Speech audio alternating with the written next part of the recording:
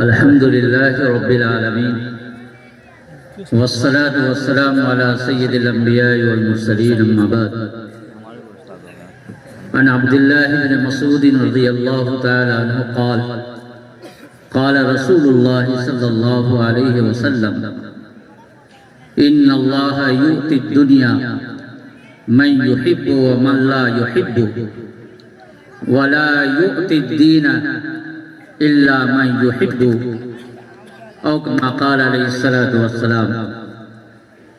وقال محمد بن سيرين رحمه الله إن هذا العلم دين فانظروا عمن تأخذون دينكم. حضرات گرامی، بزرگان محترم، آج کی اس نورانی اور عرفانی مجلس میں شریک ہونے والے حضرات علماء کرام، ائمہ اعظام، دانشوران قوم و ملت، سماجی کارکنان، اس جامعہ کے اساتذہ کرام، طلبہ عزیز، میں آج کی اس مجلس کا حصہ بن کر اپنے لیے میں سعادت سمجھتا ہوں، اور ہمارا جو تعلق حضرت عثمانی رحمۃ اللہ علیہ سے بواسطہ حضرت مولانا محمد قاسم صاحب مظفر پوری رحمۃ اللہ علیہ جو تعلق تھا، آج اس کی ادائیگی کی ایک ادنا شکل ہے۔ حضرت عثمانی رحمۃ اللہ علیہ کی بہت ساری خصوصیات کا یہاں تذکرہ ہوا ہے، وقت زیادہ ہو چکا ہے، دور و نزدیک سے لوگ آئے ہوئے ہیں، صرف میں ان کے بارے میں ایک بات کہنا چاہتا ہوں کہ انہیں تعلقات نبھانا بہت آتا تھا۔ آپس کے جو تعلقات تھے اس کو کس طریقے سے آگے بڑھایا جائے اور اپنے چھوٹوں کو کس طرح آگے بڑھایا جائے، اس کی بڑی کوشش کیا کرتے تھے۔ ہمارے عزیز مکرم اور ابھی موجودہ قاری ظفر اقبال صاحب کے دستے راز اس ادارے کے روح رواں حضرت مولانا مفتی انصار صاحب کہ جب نکاح کی مجلس لگنی تھی تو میں نے دیکھا کہ سخت گرمی کا موسم ہے۔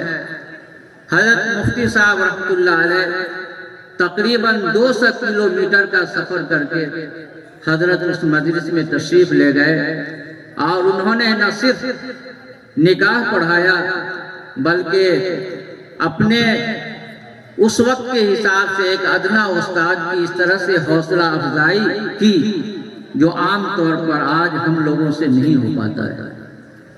یہ بڑی بات تھی حضرت رحمۃ اللہ علیہ کے اندر کہ اپنے چھوٹوں کے اوپر شفقت، خرد نوازی، چھوٹوں کو آگے بڑھانے کا ملکہ اللہ رب العزت نے انہیں بہت بڑا عطا کیا تھا۔ اللہ رب العزت انہیں کروٹ کروٹ چین نصیب فرمائے۔ اس موقع پر میں صرف 3 بات کہہ کر کے دعا انشاءاللہ ہو جائے گی۔ پہلی بات تو مجھے یہ کہنی ہے کہ ابھی بخاری شریف کا افتتاح ہوا ہے۔ آپ جانتے ہیں کہ یہ حدیث کی کتاب ہے، علماء ائمہ اچھی طرح جانتے ہیں، اور حدیث کہتے ہیں نبی پاک صلی اللہ علیہ وسلم کے اقوال کو، افعال کو، احوال کو اور صفات کے بیان کرنے کو، اور یہ حدیث ہو یا فقہی کتاب ہو یا مدارس میں جتنے بھی علوم و فنون پڑھائے جاتے ہیں، یہ سب کے سب قرآن کے سمجھنے کے لیے یہ علوم معاون ہیں۔ اس لیے حضرات علماء جانتے ہیں کہ قرآن کا علم، حدیث کا علم یہ علوم عالیہ ہے، اور باقی تمام علوم و فنون یہ علوم عالیہ ہیں، اوزار ہیں، ہتھیار ہیں۔ اور آپ کے ذہن میں یہ بات رہنی چاہیے، ہمارے دانشوران قوم ملت یہاں موجود ہے، کہ قرآن کی تشریح حدیث شریف ہے، اور حدیث شریف کی تشریح یہ فقہی کتابیں ہیں۔ ایک مثال میں دے کر کے بات کو میں آگے بڑھاتا ہوں کہ قرآن کریم نے یہ کہا کہ اقیموا الصلاۃ، کہ لوگوں نماز پڑھو، لیکن نماز ہم کیسے پڑھیں گے؟ قرآن کریم میں اس کا کوئی تذکرہ نہیں ہے۔ اگر صرف قرآن کریم ہی ہوتا، یہ حکم ہوتا، تو ہم اور آپ نماز کی ادائیگی کس طریقے سے کرتے؟ تو آپ صلی اللہ علیہ وسلم نے اپنے اقوال کے ذریعے، افعال کے ذریعے امت کو بتلایا کہ نماز اس طرح سے پڑھو۔ تو گویا کہ اقیم الصلاۃ کی تفسیر اور تشریح مکمل پورے کے پورے کتاب الصلاۃ ہے جو احادیث کی کتابوں میں موجود ہے۔ پھر مزید تشریح کی گئی فقہی کتابوں میں، اور وہاں بھی کتاب الصلاۃ لائی گئی۔ تو بہرحال آپ کے ذہن میں یہ بات رہنی چاہیے کہ یہ بھی ہمارے لیے بنیادی علوم میں داخل ہے، اور قرآن سمجھنے کے لیے، اس کی تشریح کے لیے یہ ہمارے لیے بہت اہم چیز ہے جس کی طرف ہمیں اور آپ کو توجہ دینی چاہیے۔ اس سلسلے میں میں صرف 2 مشورہ اپنے انتظامیہ کو میں دینا چاہتا ہوں، قاری ظفر اقبال صاحب کو، مفتی انصار صاحب کو، مفتی عقیل صاحب کو۔ پہلا مشورہ تو میں یہ دینا چاہتا ہوں کہ ابھی شیخ الحدیث صاحب اور نائب شیخ الحدیث صاحب کے نام کا اظہار کیا گیا، اعلان کیا گیا۔ میری رائے یہ تھی کہ کچھ ابواب حضرت مفتی انصار صاحب کے بھی حوالے کیا جاتا تو یہ بڑا اچھا ہوتا، اور بچوں کو بھی اس میں فائدے کی زیادہ امید تھی۔ اس سلسلے میں امید ہے کہ اس کی طرف توجہ دی جائے گی۔ اور دوسرا مشورہ مجھے جو دینا ہے وہ یہ ہے کہ آج کی مبارک مجلس سے حضرت عثمانی رحمۃ اللہ علیہ کے لیے خراج عقیدت کی ایک شکل یہ بھی ہے کہ ہمارے جتنے فضلہ ہوں گے ان کے نام کے ساتھ نسبت عثمانی لگ جائے، اور اس سلسلے میں آپ حضرات کا اگر مشورہ ہو جائے تو بڑا اچھا ہوگا۔ اور الحمدللہ یہ سلسلہ ہے، اس سے اب مزید خوشی ہوئی۔ تو حفاظ کے ساتھ تو یہ نسبت لگ ہی رہی ہے، ان فضلہ کے ساتھ بھی انشاءاللہ یہ نسبت لگ جائے گی۔ اللہ رب العزت اسے قبول و منظور فرمائے۔ یہ 2 بات مجھے اس سلسلے میں کہنی تھی۔ حدیث شریف جو پڑھی گئی اس کا ترجمہ یہ ہے کہ اللہ رب العزت دنیا ماننے والوں کو بھی دیتے ہیں اور نہ ماننے والوں کو بھی دیتے ہیں، محبت کرنے والوں کو بھی دیتے ہیں اور نہ محبت کرنے والوں کو بھی دیتے ہیں، لیکن اللہ تعالیٰ دین اس کو دیتے ہیں جس سے اللہ تعالیٰ محبت کرتے ہیں۔ وَلَا يُعْتِ الدِّينَ إِلَّا مَنْ يُحِبُّ۔ تو اللہ رب العزت نے ہم لوگوں سے محبت کی، اس لیے ہم لوگ یہاں پڑھنے کے لیے جمع ہوئے، پڑھانے کے لیے جمع ہوئے، تعاون کے لیے جمع ہوئے۔ جامعۃ القاسم کی ہر آواز پر ہم لبیک کہتے ہیں، تو یہ بھی ایک دین کا کام ہے۔ اس سے پتہ چلتا ہے کہ اللہ نے ہم سے محبت کی ہے، اور اسی محبت کے نتیجے میں ہم اور آپ یہاں جمع ہوئے ہیں۔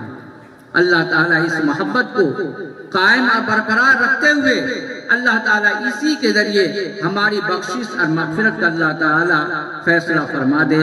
آمین یا رب العالمین۔ آخر میں صرف ایک بات اپنے علماء اور ائمہ حضرات سے میں کہہ کر کے اپنی بات کو میں ختم کرتا ہوں کہ آپ حضرات امت کے پیشوا رہنما ہیں۔ آپ کو معلوم ہے کہ حسنات الابرار سیئات المقربین، امت کا رشتہ علماء سے کمزور ہوتا جا رہا ہے، لیکن ہم دیکھتے ہیں کہ اس علاقے کا حال الحمدللہ بڑا اچھا ہے۔ علماء کا عوام سے اور عوام کا علماء سے بڑا گہرا تعلق ہے، لیکن مزید اس سلسلے میں فکر کرنے کی ضرورت ہے۔ سید سلیمان ندوی رحمۃ اللہ علیہ نے ایک جگہ لکھا ہے کہ ہر علماء کو، ہر ائمہ کو 3 چیزوں کی پابندی کرنی چاہیے اپنی تقریر میں، اپنے وعظ میں: دل درد مند ہو، فکر ارجمند ہو، اور عقل ہوش مند ہو۔ یہ حضرت شیخ سید سلیمان ندوی رحمۃ اللہ علیہ نے لکھا ہے۔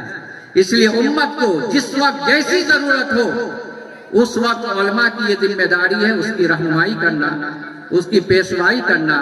انشاءاللہ جب ہم امت کی رہنمائی کریں گے، خدمات دیں گے، انجام دیں گے، تو اللہ تعالیٰ صلہ اور بدلہ اچھی طرح دیں گے۔ اس خدمات کا صلہ ہمارے اور آپ کے سامنے موجود ہے۔ حضرت عثمانی رحمۃ اللہ علیہ نے خدمات انجام دی، امت اور ملت کے لیے کام کیا، تو آج پوری امت مل جل کر کے اس کا صلہ دے رہی ہے اور بدلہ دے رہی ہے۔ آئیے جامعۃ القاسم کو ہر اعتبار سے ترقی دینے کے لیے تیار ہے۔ اللہ رب العزت ہم تمام لوگوں کے جمع ہونے کو قبول فرمائے. تمام ذمہ داران، تمام اساتذہ کرام، طلبہ عزیز اور حضرات علماء کرام جن کا نام لیا جائے نہ لیا جائے، تمام کے تمام لوگ ہم لوگ مل کر کے اللہ کا شکریہ ادا کریں جس اللہ کی توفیق سے ہم اس نتیجے تک پہنچے ہیں. اللہ تعالیٰ مزید اس جامعہ کو ہر اعتبار سے ترقیات سے نوازے، ہر شرور و فتن سے اللہ حفاظت فرمائے، اور اللہ رب العزت اس کی ہر ضروریات کی تکمیل فرمائے. آمین یا رب العالمین. وآخر دعوانا الحمدللہ رب العالمین. جزاک اللہ. دو باتیں آئی ہیں اور میری یہ کوشش ہوتی ہے کہ میں پڑھاؤں، لیکن انتظامی ذمہ داری کی